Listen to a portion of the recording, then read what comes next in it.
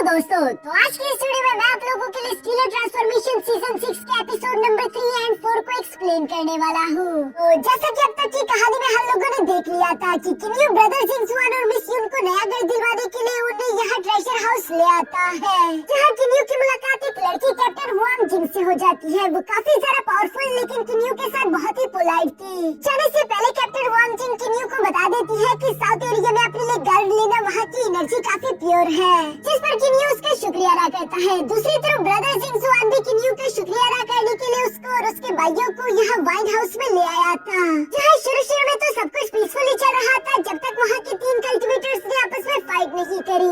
इसी वजह से एक पावरफुल बुढ़ाऊ एल्डर गुस्से में आ जाता है, जो कि उन तीनों को सबक सिखाने के साथ साथ यहाँ पर किन्यू और उसके भाइयों को भी ट्रैप कर चुका था, क्योंकि उससे मालूम हो जाता है कि हाफी मंकी ट्राइब से है और वो हाफी को अपना डिसाइपल बनाना चाहता था, जिसकी वजह से वो हाफी को अपने साथ लेकर चला गया।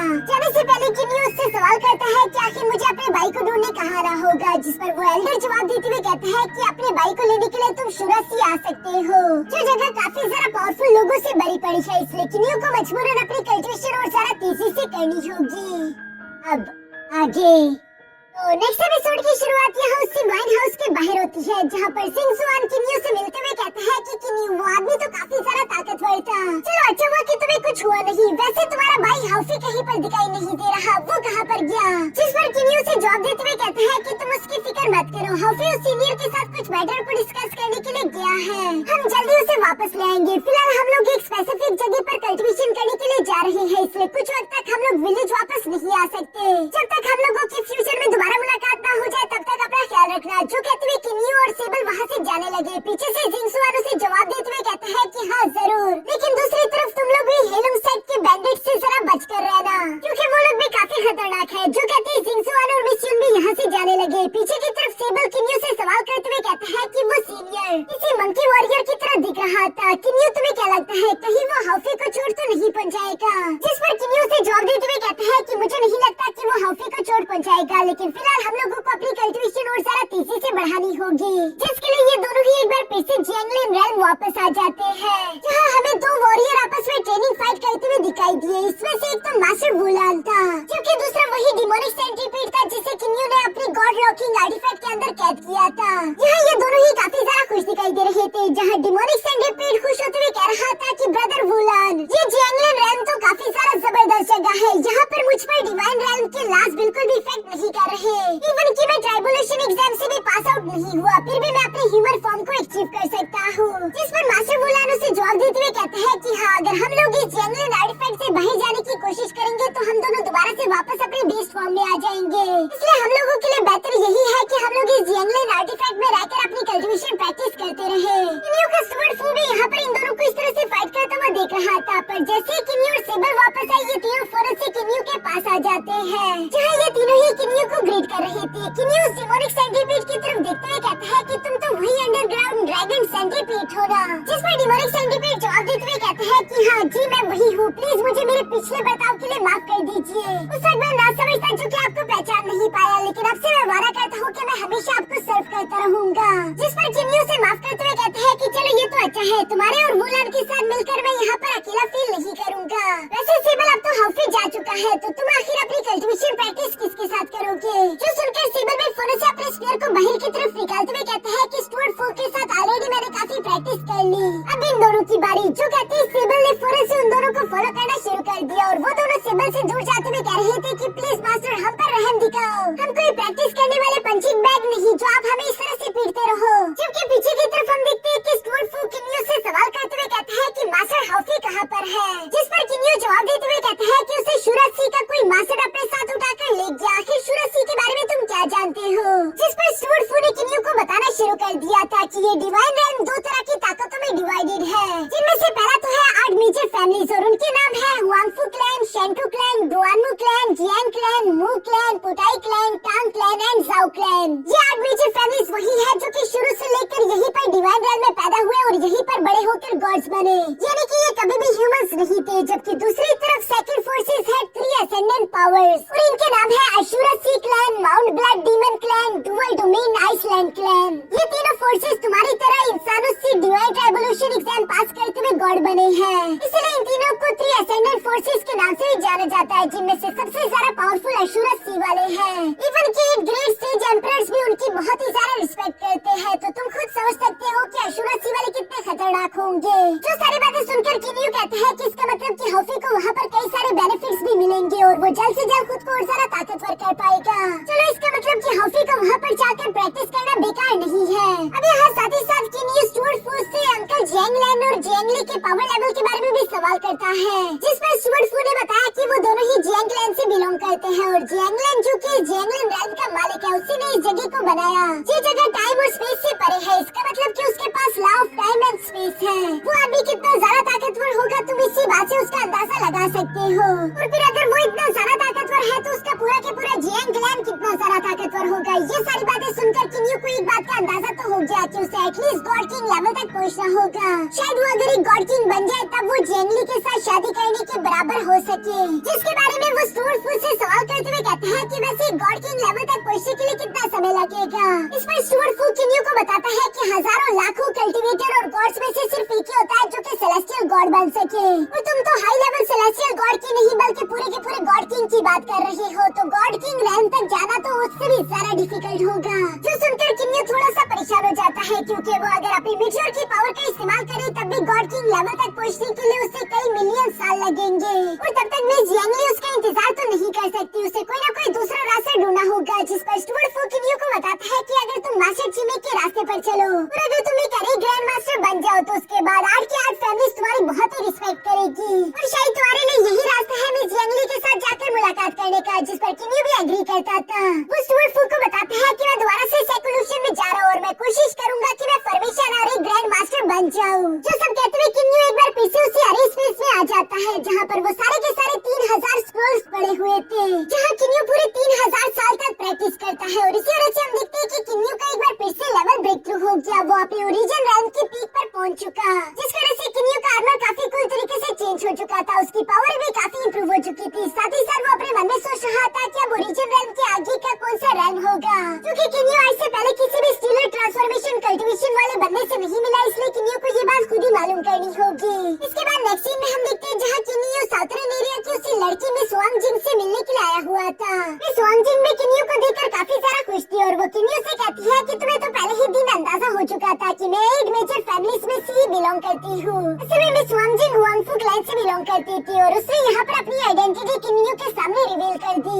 जिसके बाद ये दोनों एक दूसरे से दोस्ती करते हुए आपस में बातें करते हैं। यहाँ पर मिस स्वांग जिंग किन्यू को बताती है कि मैं इस जगह पर अपने भाई को ढूंढने के लिए आई हूँ। वो घर से कुछ अर्से पहले चला गया था। दूसरी तरफ किन्यू भी मिस स्वांग जिंग को बताता है कि हमें मिले 3000 साल गुजर गए। मैं भी असल में हेलोंग साइड की ओर जरा पास जाने की कोशिश कर रहा हूँ ताकि मैं उनके छोरों को थोड़ा सा मजा चखा सकूं। यहाँ दिन भर इसी तरह से बातें करने के बाद इन दोनों के रास्ते अलग होने वाले थे, जहाँ मिस स्वांग जिंग तो साउथ की तरफ चली गई, जबकि किन्यू वहीं पर मौजूद एक मिनी माउंटेन पर आ जाता है। ये जगह हेलोंग साइड के काफी ज्यादा करीब थी। जो माउंटेन था तो काफी ज्यादा खूबसूरत। किन्यू स्टुअर्ट फू को बताता है कि मैं यहाँ पर कुछ फॉर्मेशंस बिछाऊंगा हेलोंग साइड के लोगों के लिए, ताकि एक तो मैं उनको उनकी चोरी की सजा दे सकूं, साथ ही साथ मुझे अपने फॉर्मेशन के पावर्स लेवल के बारे में भी अंदाजा हो जाएगा।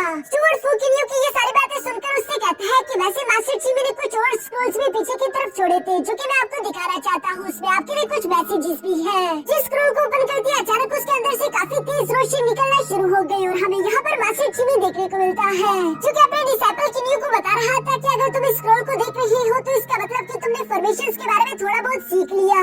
लेकिन आज के दिन मैं तुम्हें फॉर्मेशन के बारे में सब कुछ बताने वाला हूँ। टोटली 9 लेवल के फॉर्मेशंस होते हैं, जिन्हें 3 रैंकिंग में डिवाइड किया गया। 1 लेवल से 3 लेवल के फॉर्मेशन सीखने वाले लोगों को फॉर्मेशन मास्टर कहकर पुकारा जाता है, जबकि 4 लेवल से 6 लेवल तक फॉर्मेशन बिछाने वालों को फॉर्मेशन ग्रेट मास्टर कहा जाता है। और आखिर में आते हैं 7 लेवल से 9 लेवल की फॉर्मेशन, जिन्हें बिछाने वालों को ग्रेट ग्रैंड मास्टर कहकर पुकारा जाता है। इस पूरे के पूरे डिमांड रैंक में ऐसे बहुत ही कम लोग हैं जो कि 5th लेवल के फॉर्मेशंस को बिछा पाए। मैं खुद यानी कि तुम्हारा मास्टर चिमे लेवल 7 और लेवल 8 के फॉर्मेशंस तक को बिछा सकता था। जो सारी बातें सुनकर किन्यू मुस्कुराते हुए कहते हैं कि इसी वजह से मैं कहता हूँ कि मास्टर चिमे सबसे महान है।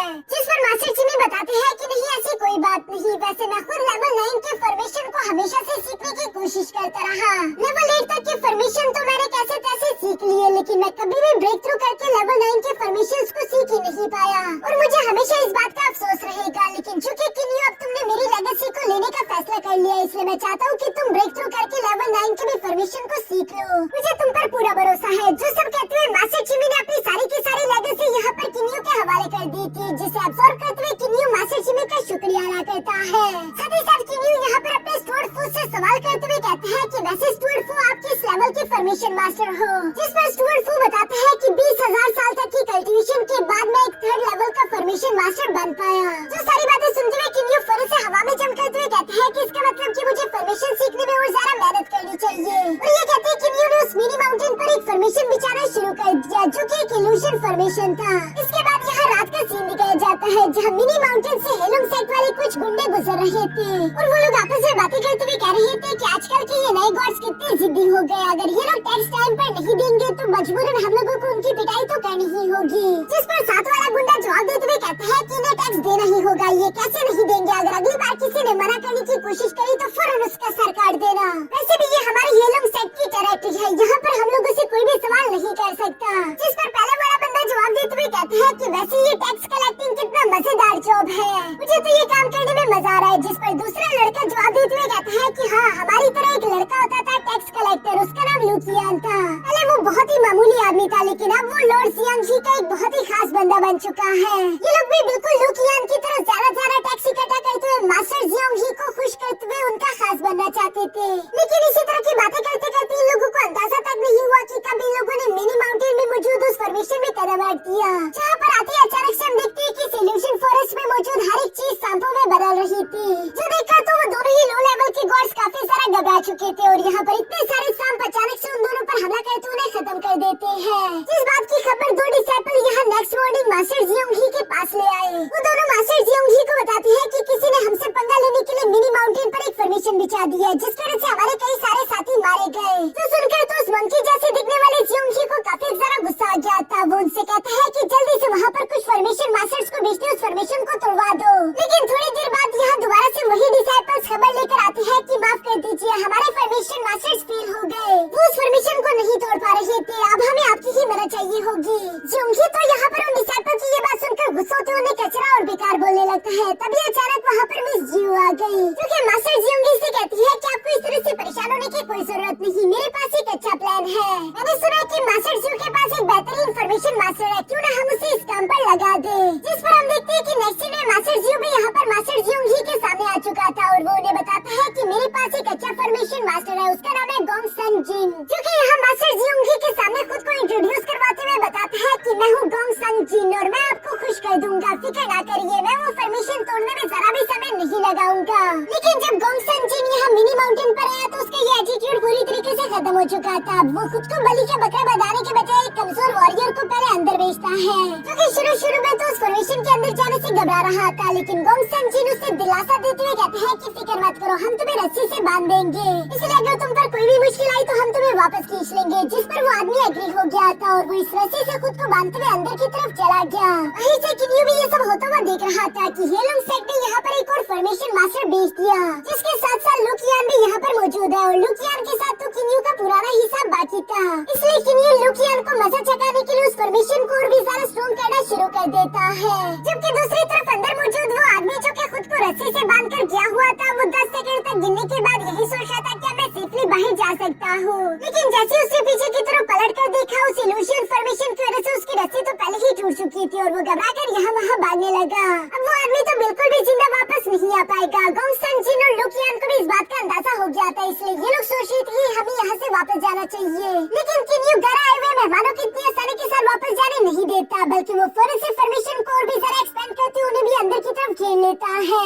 यहाँ लुकियान तो चिल्लाते हुए कह रहा था कि कौन हो तुम, सामने आओ, जबकि दूसरी तरफ बाकी के सारे डिसाइपल्स उम्मीद ही हार चुके थे। वो जानते थे कि अब तक जो भी मिनी माउंटेन के फॉर्मेशन के अंदर जाए वो कभी भी जिंदा निकल कर बाहर नहीं आया, यानी कि हम सबके सब मारे गए। लुकियान हार नहीं मानता, वो गोंग सन जिन के पास आते हुए कहता है कि तुम इस फॉर्मेशन को तोड़ने की कोशिश करो। इस पर गोंग सन जिन कहता है कि ठीक है, तब तक तुम मुझे प्रोटेक्ट करना। जो सब कहते हुए गोंग सन जिन ने यहाँ पर उस ट्रैपिंग फॉर्मेशन को तोड़ने की अपनी कोशिश शुरू कर दी, जिसमें वो कामयाब होता हुआ दिखाई दे रहा था, क्योंकि इस फॉर्मेशन के अंदर थोड़े बहुत क्रैक्स आ जाते हैं। ये देखकर किन्यू ने दोबारा से वहाँ पर एक अटैक फॉर्मेशन बिछा दिया। इस अटैक फॉर्मेशन की वजह से ट्रैपिंग फॉर्मेशन के अंदर जितने भी स्टोर्स थे वो सारे के सारे हवा में उड़ते हुए वॉरियर्स की तरफ जाकर उनसे टकराने लगे। जहाँ लुकियान गोंग सन जिन को प्रोटेक्ट करने की अपनी पूरी कोशिश कर रहा था, दूसरी तरफ गोंग सन जिन अपनी सारी शायद ये एक लेवल 1 की फॉर्मेशन है, मैं इसे ऐसे नहीं तोड़ सकता। उससे मजबूरन अपने ब्लड का इस्तेमाल करना पड़ा, जहाँ अपने ब्लड का सैक्रिफाइस देने के बाद आखिरकार हम देखते हैं कि गोंग संजिन ने कैसे तैसे करते उस लेवल 1 के फॉर्मेशन को ब्रेक कर दिया। ये देखकर तो गोंग संजिन के साथ आए हुए जितने भी लोग थे वो सारे के सारे उसकी तारीफें करने लगे कि मास्टर आप महान हो, आप सच में एक जबरदस्त फॉर्मेशन मास्टर हो। लॉर्ड ज़ुआंग ही तो आपसे काफी ज्यादा खुश होंगे, यकीनन वो आपको इसके लिए बहुत बड़ा इनाम भी देंगे। जिस पर गोंग संजिन भी यहाँ पर खुद की तारीफें करते हुए कह रहा था कि मेरी हेमली पावर्स के सामने कोई भी फॉर्मेशन नहीं टिक सकती। ये तो मेरे लिए एक बच्चों का खेल था। और इसी तरह एटीट्यूड के साथ वो वहाँ से जाने लगा, लेकिन अंदर ही अंदर वो काफी ज्यादा घबराया हुआ था। पर तभी अचानक उसे जानने को मिलता है कि वो फॉर्मेशन पूरी तरीके से खत्म नहीं हुई, बल्कि ये लोग अभी भी उसी इल्यूशन फॉर्मेशन के अंदर ट्रैप है, जहाँ पर हम देखते हैं कि किन्यू ने एक थर्ड लेवल की किलिंग फ्लेम फॉर्मेशन भी ऐड कर दी। इसी फॉर्मेशन की वजह से हम देखते हैं कि चारों तरफ एक पर्पल कलर की फ्लेम तेजी के साथ बढ़ते हुए यहाँ गोंग संजी को अपनी चपेटे में लेते हुए जान से मार डालती है, जो देखकर बाकी के सब लोग तो पैनिक कर चुके थे। लेकिन किन्यू उन सबको नहीं मारता, बल्कि उन्हें जिंदा छोड़ते हुए इस फॉर्मेशन से बाहर जाने दे देता है। साथ ही साथ किन्यू कह रहा था कि गोंग संजिन तुम एक लेवल 1 के फॉर्मेशन को भी नहीं तोड़ पाए और खुद को तुम फॉर्मेशन मास्टर कहते हो। मैं इन बाकी के लोगों को नहीं मारूंगा, मैं चाहता हूँ कि ये लोग वापस जाकर और फॉर्मेशन मास्टर यहाँ पर बुला कर ले आए, ताकि मुझे अपने बाकी के भी फॉर्मेशंस की ताकत के बारे में अंदाजा हो सके। साथ ही साथ यहाँ इस लास्ट फॉर्मेशन की वजह से हमें एक बात का अंदाजा तो हो गया कि किन्यू ऑलरेडी लेवल 3 के फॉर्मेशंस को बिछाना सीख चुका था। अब अगर किन्यू लेवल 4 या फिर उससे हाई लेवल के फॉर्मेशन को बिछाता है तो वो फॉर्मेशन ग्रेट मास्टर कहलाएगा।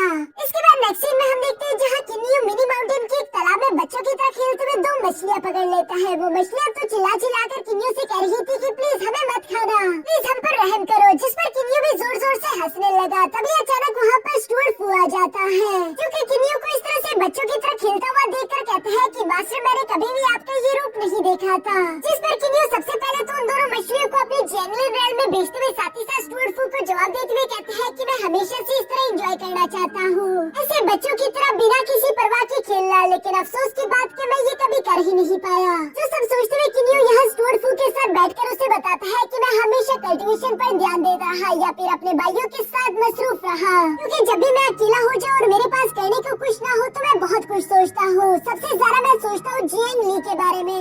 अंकल फू, मैं आपको बता नहीं सकता कि इस वक्त मेरी कंडीशन कैसी है। मैं बेशक जियांग ली को देखना चाहता हूँ, लेकिन अफसोस की बात कि मैं उसे देख नहीं सकता। मैं उसे प्यार करना चाहता हूँ, लेकिन प्यार करने के लिए मैं उसके पास नहीं जा सकता। ये बोझ मुझे कितनी तकलीफ देता है मैं आपको बता नहीं सकता। उससे दूर रहने का मेरे दिल पर ये बोझ हर साल बढ़ता ही जा रहा है। बस कभी कभी मैं ये तकलीफ कम करने के लिए इस तरह से बच्चों की तरह खेल लेता हूँ। इससे ज्यादा फर्क तो नहीं पड़ता, लेकिन वो वजन थोड़ा सा कम हो जाता है। लेकिन स्टुअर्ट फू, अगर मैं सच बताऊँ तो मैं पहले से थोड़ा ज्यादा खुश हूँ, क्योंकि जब मैं मोल्टन रेल में था तब मैं इतना ज्यादा ताकतवर नहीं था। अब मैं काफी ज्यादा ताकतवर हूँ। साथ ही साथ जहाँ जियांगली रहती है एटलीस्ट मैं उसी डिवाइन रेल में पहुँच तो चुका हूँ। अब मुझे ज्यादा देर इंतजार नहीं करना पड़ेगा, चाहे कुछ भी हो जाए। मुझे लगातार यूं ही खुद को ताकतवर करना है ताकि मैं जल्द से जल्द जियांगली से जाकर मिल सकूं। ये सब सोचते हुए किन्यू एक बार फिर से मोटिवेटेड हो गया और वो मास्टर फू से कहता है कि चलो जियांगलिन रैन चलते हैं। यहाँ पर हम देखते हैं कि वो दोनों ही मछलियाँ अपनी ह्यूमन फॉर्म में आ चुकी थी, क्योंकि यहाँ पर डिवाइन रैन की रिस्ट्रिक्शंस नहीं लगती,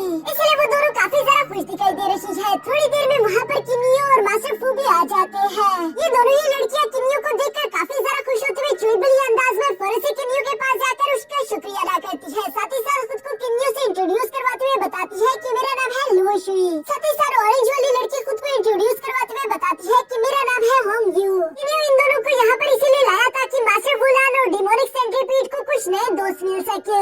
यहाँ किन्यू मास्टर वुलान और डिमोनिक सेंट्रीपीड से सवाल करते हुए पूछता है कि आखिर तुम लोगों का डिवाइन ट्राइबोल्यूशन कब होगा, जिस पर मास्टर वुलान और डिमोनिक सेंट्रीपीड बताते हैं कि 100,000 साल तक कल्टीवेशन करने के बावजूद भी अभी तक हमें डिवाइन ट्राइबोल्यूशन सेंस नहीं हो पा रहा।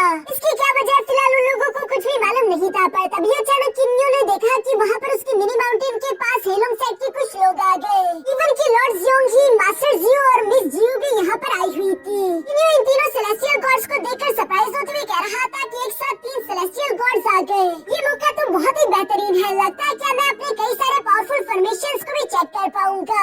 ये सब सोचते हुए किन्यू खुश हो रहा था, जबकि बाहर की तरफ हम देखते हैं कि लॉर्ड ज़ियोंग ही गुस्से के साथ अपने वेपन को बाहर की तरफ निकालते हुए कहता है कि मिनी माउंटेन के ओनर, तुम जो भी हो फौरन बाहर आओ। मैं हूँ हेलोंग साइड का ज़ियोंग ही। अगर तुम मेरे 10 किले तक बाहर नहीं आए तो तुम्हारे लिए ये बिल्कुल भी अच्छा नहीं होगा। जो सब कहते हुए ज़ियोंग ही इसी तरह से गुस्सा हो ही रहा था। पर तभी अचानक हम देखते हैं कि किन्यू फॉर्मेशन से निकलकर बाहर आ गया। साथ ही साथ वो बाहर आते हुए बहुत ही एटीट्यूड के साथ कहता है कि हेलोंग साइड का जियोंगी, मैंने ये नाम पहले कभी नहीं सुना। दूसरी तरफ नीचे मौजूद लुकियान के साथी तो यहाँ पर किन्यू को देखकर सरप्राइज होते हुए कहते हैं कि ये तो एक सेलेस्टियल एक्सपर्ट है। वो लोग घबराने लगे थे, लेकिन वहीं पर मौजूद दूसरा आदमी जवाब देते हुए कहते हैं तो क्या हुआ, हमारे लॉर्ड जियोंगी भी तो एक सेलेस्टियल मास्टर है, वो इसे आसानी के साथ मार डालेंगे। जबकि दूसरी तरफ जब लुकिया ने देखा कि ये आदमी कोई और नहीं किन्यू है, वही न्यूली असेंडेंट गॉड, वो तो यहाँ पर सबसे ज्यादा शौक हो जाता है। मास्टर जियोंगी को तो अभी भी किन्यू पर गुस्सा आ रहा था, लेकिन मास्टर जू और मिस जियो से शांत कराते हुए कहते हैं कि मास्टर जियोंगी आप शांत हो जाइए, पहले हम इसके पावर लेवल के बारे में अंदाजा लगा ले, उसके बाद ही हम इसके साथ फाइट करेंगे। जो सब कहते हुए मिस जियो यहाँ धीरे धीरे से किन्यू की तरफ बढ़ने लगी, जहाँ वो किन्यू से कहती है कि ओए हैंडसम लड़के, मेरा नाम है मिस मिंग जियो, मुझे यहाँ पर आकर तुमसे कुछ बात करनी है। मुझे समझ नहीं आ रहा कि तुम तो एक सेलेस्टियल गॉड हो, जिसे बेशक ये माउंटेन पसंद आ गया होगा, अगर तुम यहाँ रहना चाहते हो तो ये बहुत ही सिंपल है, हमारे हेलम सेट को ज्वाइन कर लो, उसके बाद ये पूरा की पूरा माउंटेन तुम्हारा हो जाएगा। जहाँ किन्यू एटीट्यूड के साथ जवाब देते हुए कहता है कि मैं कभी भी चोरों के साथ हाथ नहीं मिलाता। ये बात तो लॉर्ड जियोंगी को काफी सारा गुस्सा दिला चुकी, जहाँ वो कहता है कि बस बहुत हुई बातें, अब इसे जान से मार डालते हैं। ये कहते हुए जियोंगी उड़ता हुआ हवा में आ जाता है, लेकिन दूसरी तरफ किन्यू वापस से अपने फॉर्मेशन के अंदर इंटर हो चुका था। साथ ही साथ वो कहता है कि अगर तुम मुझे मारना चाहते हो तो चलो आ जाओ, मैं तुम लोगों को अपनी ग्रेट फॉर्मेशन के अंदर वेलकम करता हूँ। जो सुनकर तुम मास्टर जियोंगी बिना कुछ सोचे समझे फौरन से किन्यू की फॉर्मेशन के अंदर इंटर होते हुए कहता है कि तुम जैसा एक मामूली मोर्टल मुझे कभी भी नहीं रोक सकता। और उसकी बात सच भी थी, क्योंकि जियोंगी जैसे ही फर्स्ट फॉर्मेशन के अंदर इंटर हुआ, वो अपने सेलेस्टियल वेपन के सिर्फ एक ही अटैक के अंदर उसे डिस्ट्रॉय कर देता है। साथ ही साथ वो किन्यू का मजाक उड़ाते हुए कह रहा था कि अभी तुम्हारे पास इतनी ज्यादा सेलेस्टियल पावर नहीं कि तुम इस फॉर्मेशन को अच्छे से मेंटेन कर सको, इसलिए तुम कभी भी मुझे नहीं हरा सकते। ये सुनकर किन्यू ने यहाँ जियोंगी के लिए सेकंड फॉर्मेशन बिछाना शुरू कर दी थी। साथ ही साथ वो उसके सेलेस्टियल वेपन के बारे में स्टुअर्ट फू से सवाल करता है, जिस पर स्टुअर्ट फू ने किन्यू को बताया कि इस डिवाइन रेल में सेलेस्टियल वेपन बहुत ही काम के हैं। वो अपनी डिवाइन पावर पहले सेलेस्टियल वेपन में डालता है, जिसकी वजह से उसका अटैक 10 गुना और ज्यादा ताकतवर हो जाता है। और इसी वजह से हम देखते हैं कि यहाँ जियोंगी ने किन्यू के सेकंड फॉर्मेशन को भी आसानी के साथ तोड़ दिया था, जिसके बाद वो किन्यू से कहता है कि अब तुम्हारे मरने की बारी। दूसरी तरफ किन्यू ये बात तो समझ गया था कि इसके सामने लो लेवल के फॉर्मेशंस बिल्कुल भी काम नहीं आने वाले, अब मुझे अपने हाई लेवल के फॉर्मेशंस का इस्तेमाल करना होगा। जबकि साथ ही साथ वो जियोंगी से कहता है कि अब तक तुमने सिर्फ मेरे लो लेवल के फॉर्मेशंस को ही तोड़ा है, चलो तैयार हो जाओ, क्योंकि अब मैं अपने हाई लेवल की किलिंग फॉर्मेशन का इस्तेमाल करने वाला हूँ। जो कहते हैं किन्यू ने वहाँ पर एक किलिंग फॉर्मेशन बिछाना शुरू कर दिया, जो देखकर जियोंगी कहता है कि अच्छा ठीक है, एक बार मैं तुम्हारी स्ट्रॉन्गेस्ट किलिंग फॉर्मेशन को तोड़ दूं, उसके बाद मैं तुम्हें जान से मार डालूंगा, इवन कि मैं तुम्हारी ट्रू स्पिरिट को भी पूरी तरीके से खत्म कर दूंगा। जो सुनकर किन्यू थोड़ा सा हैरान हो जाता है, क्योंकि उसे ट्रू स्पिरिट के बारे में कुछ भी मालूम नहीं था। इसीलिए स्टुअर्ट फू किन्यू को बताता है कि जब दो सेलेस्टियल गॉड आपस में फाइट करते हैं और एक दूसरे की जान ले लेते हैं, तब बाकी बचती है उनकी ट्रू स्पिरिट, जिसे गॉड किंग रैंक का वॉरियर दोबारा से जिंदा कर सकता है। जो सारी बातें सुनकर किन्यू मुस्कुराते हुए कहता है कि अच्छा, तो इस बेवकूफ बेयर को लगता है कि ये मेरी सबसे हाई लेवल किलिंग फॉर्मेशन को डिस्ट्रॉय करते हुए साथ ही साथ मुझे भी मार डालेगा। तो सब सोचते हुए किन्यू ने अब होल्ड बैक करना बंद कर दिया। हम देखते हैं कि वो यहाँ पर फौरन हवा में किलिंग फॉर्मेशन बिछा देता है, जिसके अंदर से व्हाइट कलर की फ्लेम्स निकलते हुए तीसी के साथ जियोंगी पर हमला कर रही थी, जिन्हें डॉज करते हुए तो जियोंगी भी सरप्राइज हो गया था। वो हैरान होते हुए कहता है कि एक सेलेस्टियल गॉड रैंक का वॉरियर इतनी सारा प्योर व्हाइट कलर की फ्लेम कैसे जनरेट कर सकता है। जिनसे बचने के लिए जियोंगी ने अपने सेलेस्टियल वेपन का इस्तेमाल करते हुए खुद के आसपास एक शील्ड क्रिएट कर दी थी, लेकिन ये शील्ड ज्यादा देर तक उस व्हाइट प्योर फ्लेम के सामने टिकने नहीं वाली थी। वो तो बदकिस्मती से किन्यू के दो फॉर्मेशन आपस में कोलैप्स कर गए, जिस वजह से किन्यू अब और ज्यादा व्हाइट प्योर फ्लेम एक्टिवेट नहीं कर पा रहा था। यहाँ स्टुअर्ट फू किन्यू को बताता है कि जब तुम एक कॉम्प्लेक्स फॉर्मेशन बनाते हो, उसके कोलैप्स करने का चांस उतना ही ज्यादा होता है, इसलिए तुम्हें फॉर्मेशन को और ज्यादा बारीकी के साथ बनाना होगा। जबकि नीचे की तरफ जियोंगी भी ये सब देखकर खुश होते हुए कह रहा था कि आज के दिन तो हेमंस भी मेरे साथ है, वो भी मेरी मदद कर रहा है, वरना अब तक तुम्हें मारा जाता। लेकिन किन्यू तुम बदकिस्मत हो, इसलिए अब तुम मरोगी। और ये सब कहते ही जियोंगी ने तीसी के साथ हवा में जंप करते हुए किन्यू पर एक जोरदार स्लैश अटैक का हमला कर दिया, जिसे ब्लॉक करते हुए दूसरी तरफ किन्यू फौरन से जमीन पर आते हुए कहता है कि जियोंगी जरा खुश मत हो, तुम्हारी अच्छी किस्मत ये है कि मुझे आज फाइट करने में कोई इंटरेस्ट नहीं, बल्कि मैं तो तुम पर अपने फॉर्मेशन के पावर लेवल्स को टेस्ट कर रहा हूँ। अगर मुझे तुम पर अपने पावर लेवल को टेस्ट ना करना होता तो मैं तुम्हें कब का फाइट करते हुए जान से मार चुका होता। जो सुनते हुए जियोंगी दोबारा से किन्यू पर हमला करने के लिए आगे की तरफ बढ़ना चाहता था, पर तभी अचानक किन्यू ने वहाँ पर एक और ट्रैपिंग फॉर्मेशन एक्टिवेट कर दी, जो कि चारों तरफ से जियोंगी को को घेर लेती है। जिस फॉर्मेशन को देखकर जियोंगी तो सरप्राइज हो जाता है। दूसरी तरफ किन्यू से बताता है कि मेरे पास 900 फॉर्मेशन स्क्रॉल्स है और उनमें से ये सबसे ज्यादा पावरफुल टैपिंग फॉर्मेशन है। जबकि बाहर की तरफ हम देखते हैं कि जियोंगी के साथी कई वक्त से उसका इंतजार कर रहे थे, इसलिए मास्टर जियो को थोड़ी बहुत उसकी फिक्र होने लगी थी। जिस पर मिस मेंजुई बताती है कि हमें उसकी फिक्र नहीं करनी चाहिए क्योंकि उसके पास लो ग्रेड का सेलेस्टियल वेपन है। लेकिन मास्टर जियो का कहना था कि किन्यू फॉर्मेशन के ऊपर रहते हुए लगातार उसकी बुनियाद बनते उसे स्ट्रॉन्ग करता जा रहा है। जब तक जोंगहुई किन्यू को नहीं मार देता तब तक ये फॉर्मेशन खत्म नहीं होगी। इसलिए मुझे लगता है कि शायद हमें अर्जेंट तौर पर हमारे हेलोंग सेट की लीडर की जरूरत पड़े। तुम जाकर उनसे राब्ता करो। जो सुनकर मिस मिंगजुई भी यहाँ से अपने हेलोंग सेट के लीडर से मिलने के लिए वहाँ से रवाना हो गई। पीछे की तरफ जोंगहुई यहाँ पर किन्यू से कह रहा था कि ये एक मामूली रैपिंग फॉर्मेशन है, मैं इसे भी जल्द से जल्द तोड़ दूंगा। जिस पर दूसरी तरफ किन्यू जवाब देते हुए कहता है कि वैसे अभी तक मैंने इस फॉर्मेशन को कोई नाम नहीं दिया था, क्यों ना इसका नाम मैं तुम पर ही रखूं। ऐसे इस फॉर्मेशन का नाम है ट्रैपिंग बियर फॉर्मेशन। जो तो सीधा जियोंगी की बेइज्जती थी, इसलिए वो गुस्सा होते हुए फौरन से अपने सेलेस्टियल वेपन का इस्तेमाल करते उस फॉर्मेशन को तोड़ने की कोशिश करने लगा। जिसके लाइट वॉल तो काफी ज्यादा स्ट्रॉन्ग थे, लेकिन मल्टीपल अटैक्स के बाद हम देखते हैं कि जियोंगी ने यहाँ पर एक वॉल को ब्रेक कर दिया था। इसलिए वो खुश होते हुए कह रहा था कि ये थी तुम्हारी सबसे ज्यादा स्ट्रॉन्गेस्ट ट्रैपिंग फॉर्मेशन। ये तो तुम काफी ज्यादा कमजोर हो। लेकिन जैसे ही जियोंगी ने सामने की तरफ देखा, उसे दोबारा से अपने सामने कुछ लाइट वॉल्स दिखाई दी, यानी कि वो एक फॉर्मेशन से निकलते हुए दूसरे के अंदर आ पहुंचा था। जहाँ पर किन्यू रिवील करते हुए बताता है कि उसने एक ट्रैपिंग फॉर्मेशन का इस्तेमाल नहीं किया, यहाँ पर multiple layers of formation use हुए हैं। जिस तरह से जियोंगी गुस्सा होते हुए अपने सेलेस्टियल वेपन का इस्तेमाल करते हुए बारी बारी करके एक लाइट वॉल को तोड़ता रहा। बाहर की तरफ हम देखते हैं कि मिस मेंजुई भी वापस आ चुकी थी और वो मास्टर जियो को बताती है कि हमारे लीडर इस वक्त नहीं आ पाएंगे, वो फिलहाल सैकुलेशन में बैठे हुए हैं। और चूँकि बाहर से जियोंगी की मदद करने के लिए कोई नहीं आने वाला, इसलिए जियोंगी को यहाँ से निकलने के लिए खुद ही कुछ करना होगा।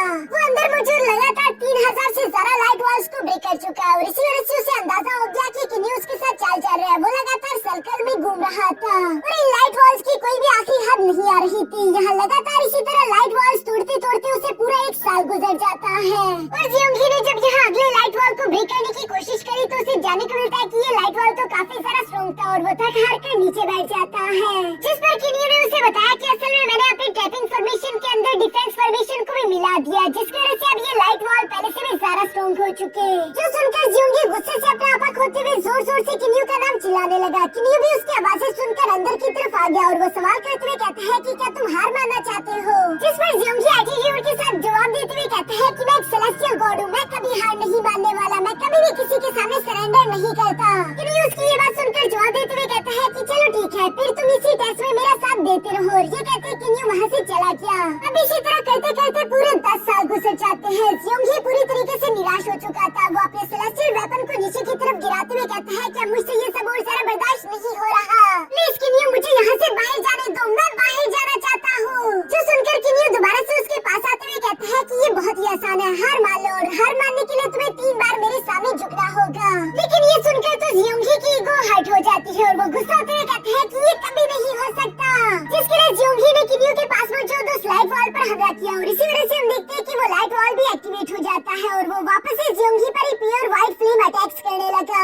ये देखकर जियोंगी हैरान होते हुए कहता है कि अब ये क्या है। इस पर किन्यू ने उसे बताया कि असल में मैंने अपनी ट्रैपिंग और डिफेंस फॉर्मेशन के अंदर अब किलिंग फॉर्मेशन भी ऐड करना शुरू कर दिए। इवन कि किन्यू ने यहाँ पर थंडर अटैक फॉर्मेशन भी ऐड किया हुआ था, जिस वजह से जियोंगी को बिजली के झटके लग रहे थे। किन्यू जियोंगी से कहता है कि तुमने हेलोंग सेट में रहते हुए कई सारे मासूम लोगों पर बहुत सारा जुल्म किया, ये उसकी एक छोटी सी पनिशमेंट है, तुम अभी भी हार मान सकते हो। लेकिन चूँकि जियोंगी हार मानने के लिए तैयार नहीं था, इसलिए उसे लगातार यही बिजली के झटके पड़ते रहे। इवन कि उसकी हालत काफी खराब हो चुकी थी। वो रोते रोते यही कह रहा था कि आखिर तुम मुझे कब तक यहाँ पर यूं कैद करोगे, मुझे बाहर जाने दो। और चूँकि वो हार भी नहीं मानना चाहता, इसलिए किन्यू उसे बाहर जाने नहीं देता और इसी तरह पूरे 200 साल गुजर जाते हैं। बाहर की तरफ जियोंगी के साथी तो काफी ज्यादा थक चुके थे। वो इंतजार करते हुए कहते हैं कि पूरे 200 साल गुजर गए, आखिर मास्टर जियोंगी बाहर कब आएंगे। अंदर की तरफ मौजूद जियोंगी भी काफी ज्यादा थक चुका था। वो किन्यू से कहता है कि आखिर तुम मुझे कब जाने दोगे, पूरे 200 साल गुजर गए। इस पर किन्यू जवाब देते हुए कहता है कि मेरे फॉर्मेशंस कभी भी खत्म नहीं होने वाले, एक के बाद एक फॉर्मेशन आता रहेगा। फिर चाहे 1 मिलियन साल गुजर जाए या फिर 10 मिलियन साल, तुम हमेशा यहीं पर ट्रैप रहोगे। तुम्हारे पास बाहर निकलने का सिर्फ एक ही रास्ता है और वो है हार मानने का। वैसे तो तुम्हें खुशी होनी चाहिए क्योंकि तुमने मेरे इतने सारे फॉर्मेशन को खुद अपनी आंखों से देख लिया, ये तुम्हारे लिए फख्र की बात है। पर दूसरी तरफ जब जियोंगी ने ये बात सुनी कि वो यहाँ पर 1 मिलियन साल या फिर पूरे 10 मिलियन साल तक ट्रैप रह सकता है, तो वो डर गया और वो घबराते हुए कहता है कि प्लीज लॉर्ड किन्यू मुझे माफ कर दो, मैं तुमसे माफी मांगता हूँ, प्लीज मुझ पर रहम करो। जो सुनकर दूसरी तरफ किन्यू जवाब देते हुए कहता है कि तुम्हें मेरी रहम चाहिए तो उसके लिए तुम्हें 3 बार मेरे सामने झुकना होगा।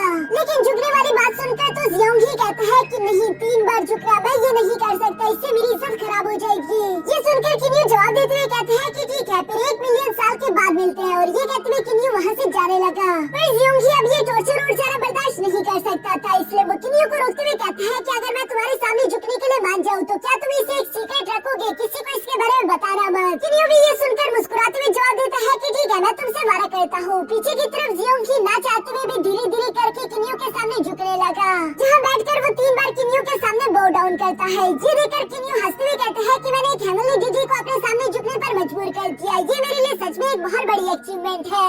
जबकि जियोंग ही इस बेइज्जती की वजह से गुस्सा होते हुए अपने मन में कह रहा था कि एक बार मैं यहाँ से बाहर निकल जाऊँ, उसके बाद किन्यू तुम्हें इसकी 10,000 गुना कीमत चुकानी होगी। वो इसी तरह की बातें सोचते हुए गुस्सा हो ही रहा था, तभी अचानक किन्यू उस फॉर्मेशन को वहाँ से हटा देता है जहाँ पर जियोंगी के साथी बाहर पहले से उसका इंतजार कर रहे थे। जियोंगी तो बाहर आकर अपनी आंखों पर यकीन ही नहीं कर पा रहा था। वो खुश होते हुए कहता है कि आखिरकार मैं बाहर आ चुका हूँ। तभी अचानक किन्यू पीछे से जियोंगी को आवाज देते हुए कहता है कि तुमने इतनी तकलीफ बर्दाश्त कर ली जो कि आज से पहले कोई भी नहीं कर पाया, इसलिए मैं सच में तुम्हें एडमायर करता हूँ, तुम यहाँ से जा सकते हो। मिनजुई भी यहाँ पर जियोंगी की तारीफ करते हुए कह रही थी कि हमारा जियोंगी तो वाकई में कमाल का है, जो कि किसी भी दर्द को बर्दाश्त कर सकता है। हालांकि उसे मालूम ही नहीं कि कुछ देर पहले यही जियोंगी बच्चों की तरह भीख मांगते हुए किन्यू के सामने झुक रहा था। जियोंगी को तो ये बातें मालूम थी जो कि वो कभी नहीं भुला सकता, इसलिए वो मिनजुई और साथ ही साथ मास्टर जू से कहता है कि चलो हम तीनों मिलकर किन्यू पर हमला करते उसे जान से मार डालेंगे। साथ ही साथ वो अपने सेलेस्टियल वेपन को बाहर की तरफ निकालते हुए किन्यू पर तान कर कहता है कि तुमने मुझे काफी बेइज्जत कर लिया, अब तुम्हें उसकी कीमत चुकानी होगी।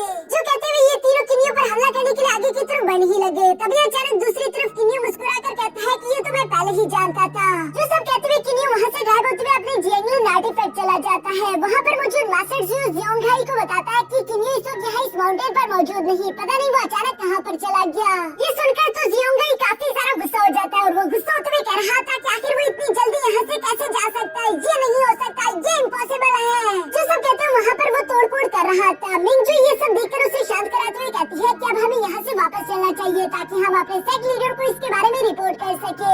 ये तो किन्यू की किस्मत अच्छी है जो कि हमारा सेट लीडर इस वक्त साइकोल्यूशन में बैठे हुए हैं, एक बार वो बाहर आ जाए उसके बाद वो किन्यू को वैसे ही जान से मार डालेंगे। जो सारी बातें सुनते हुए दूसरी तरफ जियोंगहाई भी गुस्सा होते हुए कह रहा था कि किन्यू मैं तुम्हें और तुम्हारी फैमिली में मौजूद हर एक इंसान को जान से मार डालूंगा, मैं तुमसे वादा करता हूँ। इसके बाद नेक्स्ट सीन में हम देखते हैं जहाँ किन्यू वापस से अपने जियांगलिन आर्टिफैक्ट आते हुए सोल सी के अंदर बैठकर कल्टीवेशन प्रैक्टिस कर रहा था। यहाँ किन्यू चूंकि अपने ओरिजिन की पीक स्टेज पर पहुंच चुका था तो उसे किसी तरह भी लेवल ब्रेक थ्रू करते हुए नेक्स्ट स्टेज में जाना होगा, जिसके लिए वो हाउफी और साथ ही साथ जियांगली को याद कर रहा था। किन्यू खुद को याद कराता है कि उसे ताकतवर होना होगा ताकि वो हाउफी को वापस ला सके, साथ ही साथ उसे ताकतवर होना होगा ताकि वो जियांगली के साथ शादी कर सके। इन्हीं सारी बातों को दिमाग में रखते हुए किन्यू कल्टीवेट करते हुए अचानक से अपने ओरिजिन रेल्म की पीक लेवल को ब्रेक थ्रू कर लेता है। जो करते ही उसकी बॉडी पर काफी सारा प्रेशर लगने लगा था, ऐसा लग रहा था जैसे कि किन्यू ने पूरे के पूरे यूनिवर्स को अपने कंधों पर उठा लिया हो।